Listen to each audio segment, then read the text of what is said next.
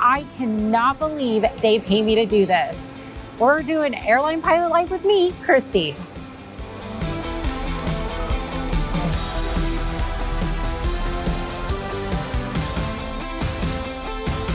People often wonder what it's like to train to become an airline pilot. Most of us talk about it from that 0 to 1500, but what happens once you get hired with the airline? We're actually going to get a glimpse of that today on our episode of Airline Pilot Life. So for airline training, initial training, at least with Envoy, we do about 40 hours of simulator training in one of these high quality hydraulic simulators. They act and feel almost like the real aircraft, and that's the purpose. It's to get us used to the feel of flying the airplane before we actually go out on the line. In the airlines, it's standard for pilots to go through extensive training in these very expensive high-tech simulators that we affectionately call the Sims. They are super realistic and, in my opinion, better to train in because we can do things in the Sims that keep us in a safe environment. The airlines have been using simulators all the way back to the 1930s. The primitive link trainers of the 20s and 30s helped teach pilots how to fly using just instruments, which is necessary when flying in the clouds or in low visibility conditions. They looked a lot different than the large, complex simulators we have available today. This is exactly how I earned my Embraer 170-190 type rating when I first started with Envoy in 2020. And this is what I'm going to use for my captain upgrade training. Everything, oh gosh. With airline pilot training, we do a little bit of everything from start to finish. We have to do normal flights. We get to the airplane, it's cold and dark, we've got to learn how to turn it on, get it going, taxi out, normal takeoffs, normal landings. There's a lot that goes into that, but of course we need to work on emergencies as well. And as you can imagine, there's a lot of different emergency scenarios. Now, every year, the training is a little bit different just because there's different focus areas depending on what we've seen. If they see that a lot of pilots are messing up on doing your standard go around or just different emergencies that have come up, those are the focus areas that they're going to work into the training each year. And normally that happens during recurrent training. I think they add a little bit of that into the initial training as well, but really for the most part, we go in and we practice the scenarios that we typically don't get to do. For example, the average airline pilot doesn't get to do a lot of go-arounds. So we come into the simulator and they hammer us hard on doing just standard normal go-arounds because that's something that we otherwise wouldn't get to practice on the line. These days in the regional airlines, it doesn't take that long to win the bid for captain, if you want it. Last summer, I was coming up on the minimum hours to go to captain training, which is 950 hours of airline flying time.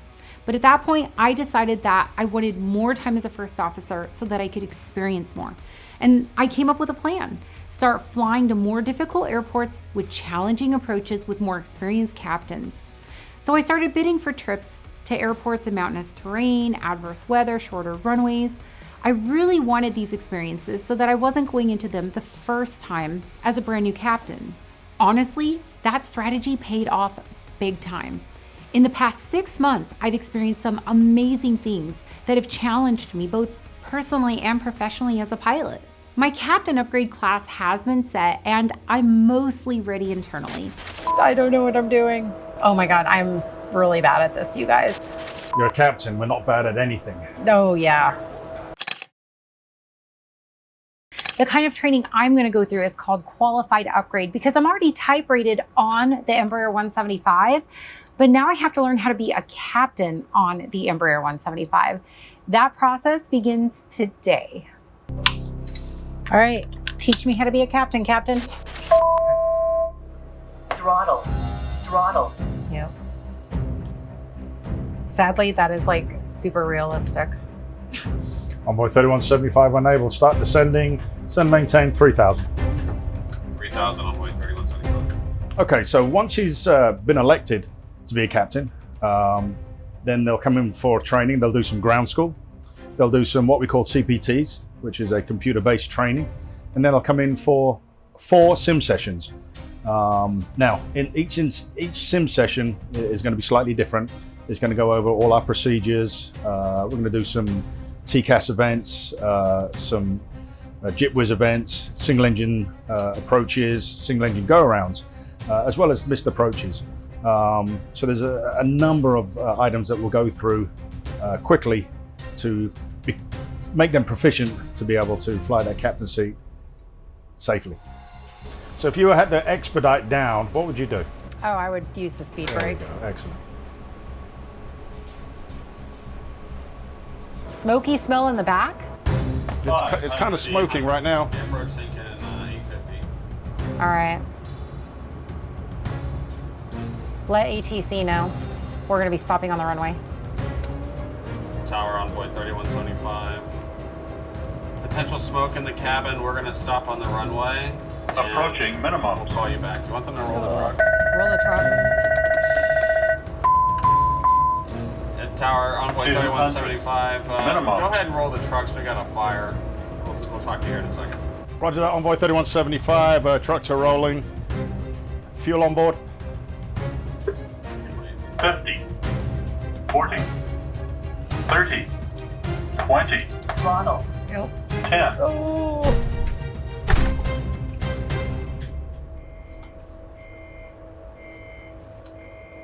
All right, Tower on point 3175. Like I said, we're stopping on the runway. Fuel on board 9,000 pounds. Envoy 3175, Crash Fire Rescue's following you, sir. They say they don't see any smoke as of yet. They're going to open up the cargo and extinguish, sir. Copy that.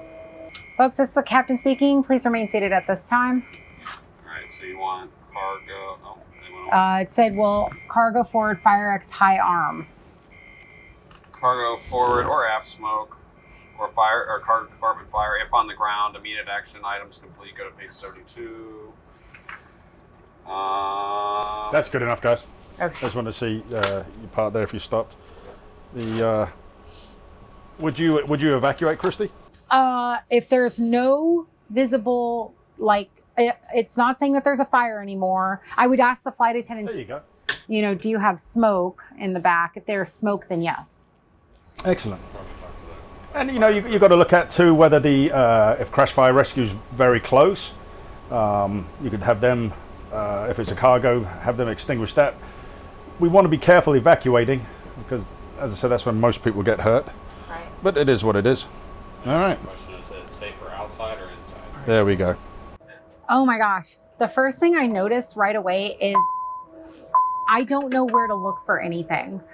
I from the right seat, I've got 1,200 hours, 1,300 hours in this airplane, and I know exactly where to go from my perspective. From this perspective, I keep wanting to turn left to look. So I'll look to the left, realize that the information I'm looking for is not there. Then I have to go searching for it on the right side.